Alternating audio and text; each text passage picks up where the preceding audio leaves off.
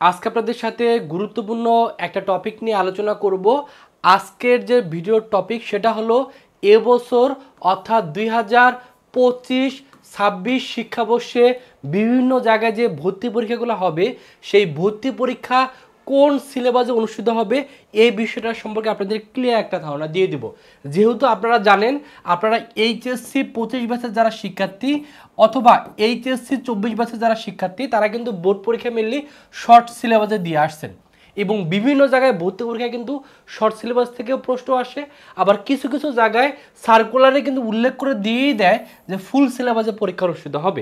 এর জন্য আপনাদের এখন থেকে জানতে হবে যে আপনার যেখানে ভর্তি পরীক্ষা দেওয়ার জন্য আপনি এখন থেকে টার্গেট নিচ্ছেন সেখানে ফুল সিলেবাসে পরীক্ষা হবে না শর্ট সিলেবাসে পরীক্ষা হবে। তবে আমি অবশ্যই বলবো এইচএসসি 25 ব্যাচ সর্বশেষ একটা লাকি ব্যাচ, কারণ এইচএসসি 25 ব্যাচের শিক্ষার্থীরা কিন্তু সর্বশেষ শর্ট সিলেবাসেও বিভিন্ন জায়গায় ভর্তি পরীক্ষা কিন্তু দিতে পারবে। কিন্তু এইচএসসি 26 ব্যাচের যারা শিক্ষার্থীর সামনে থাকবে এই এইচএসসি 26 ব্যাচ থেকে কিন্তু সকলকেই এই ফুল সিলেবাসেই বিভিন্ন জায়গায় ভর্তি পরীক্ষা দিতে হবে। এর জন্য যারা মিললে আপনারা এইচএসসি 25 ব্যাচের শিক্ষার্থী আছেন তারা এবছরই একবারে সর্বোচ্চ চেষ্টা করবেন চান্স পাওয়ার, কারণ আপনি যদি এবছর কোনো কারণে চান্স না পান, যদি সেকেন্ড টাইমার হিসাবে যদি এইচএসসি 26 ব্যাচের সাথে বিভিন্ন জায়গায় ভর্তি পরীক্ষা দিতে যান তখন কিন্তু আপনাকে ফুল সিলেবাসে সব জায়গায় পরীক্ষা দিতে হবে।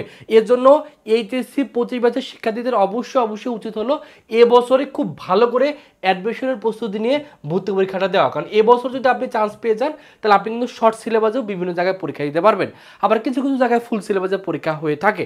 তো প্রথমে যদি আলোচনা করি যে ফুল সিলেবাসে কোথায় কোথায় পরীক্ষা অনুষ্ঠিত হয়, তা আপনারা যারা যদি মেডিকেলে ভর্তি পরীক্ষা দেন এই মেডিকেলে ভর্তি পরীক্ষা আপনাকে অবশ্যই ফুল সিলেবাস পড়তে হবে, অর্থাৎ ফিজিক্স কেমিস্ট্রির ক্ষেত্রে হোক ফিজিক্সের প্রত্যেকটা চ্যাপ্টার আপনাকে পড়তে হবে। আপনি এইচএসসিতে হয়তো বা বোর্ড পরীক্ষায় সিলেক্টিভ কিছু অধ্যায় পরীক্ষা দিয়ে বোর্ড পরীক্ষায় বসছিলেন, বাট মেডিকেল যখন ভর্তি পরীক্ষা দিবেন তখন ফিজিক্সের আপনাকে সবগুলো চ্যাপ্টার পড়তে হবে, প্রথম পত্র দ্বিতীয় পত্র, কেমিস্ট্রির সবগুলো চ্যাপ্টার পড়তে হবে, প্রথম পত্র দ্বিতীয় পত্র, বায়োলজির সবগুলো চ্যাপ্টার পড়তে হবে, প্রথম পত্র দ্বিতীয় পত্র, অর্থাৎ এখানে কিন্তু ফুল সিলেবাস আপনাকে পড়তে হবে।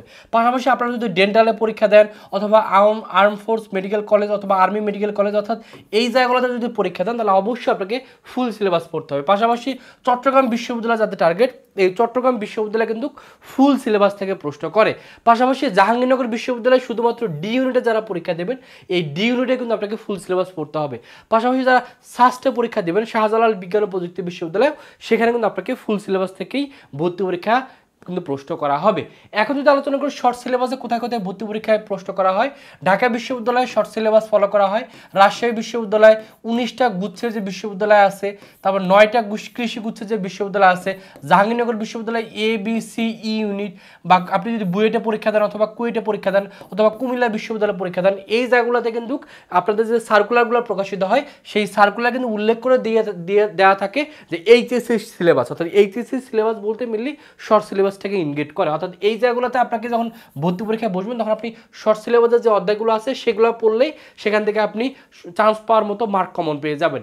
আর এই যে জায়গাগুলো আছে এখানে যদি আপনি পরীক্ষা দেন তাহলে আপনাকে ফুল সিলেবাস কিন্তু পড়তে হবে। এই জন্য বিশেষ করে যারা মেডিকেলের অ্যাসপিরেন্ট আছেন বা মেডিকেলে ভর্তি পরীক্ষা দিবেন তারা অবশ্যই আপনাদের বোর্ড পরীক্ষা তো আর একটার মতো বাকি আছে, সেটা শেষ হওয়ার পর থেকে আপনাকে ফুল সিলেবাসটা কিন্তু অল্প সময়ের ভিতরে শেষ করতে হবে। আর যারা মিলে এই জায়গাগুলোতে টার্গেট রাখতেছেন তাদের অবশ্যই ধীরে সুস্থে শর্ট সিলেবাসটা খুব ভালোভাবে শেষ করতে হবে। ভালোভাবে শেষ করলে রপ্ত করতে পারলে আপনি পরীক্ষা হলে যে চান্স পাওয়ার মতো মার্কটা কিন্তু তুলে দিয়ে আসতে পারবেন।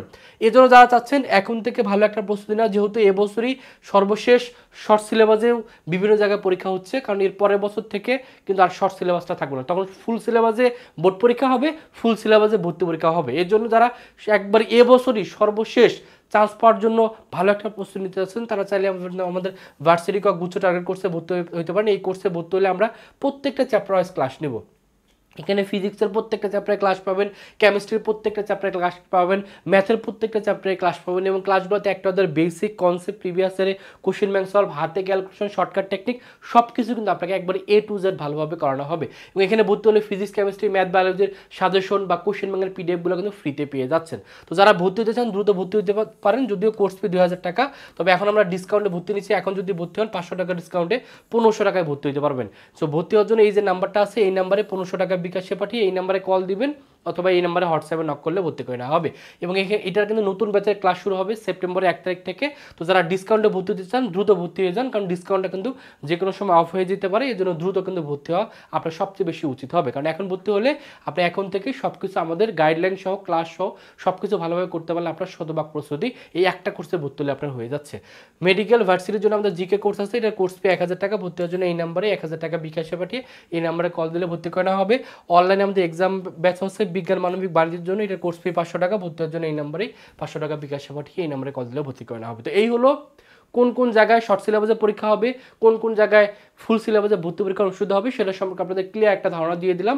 তারপর যদি আপনাদের কোনো প্রশ্ন থাকে অবশ্যই ভিডিওর কমেন্ট সেকশনে প্রশ্ন করে ফেলবেন। সকলে ভালো থাকবেন, সুস্থ থাকবেন, আল্লাহ হাফেজ।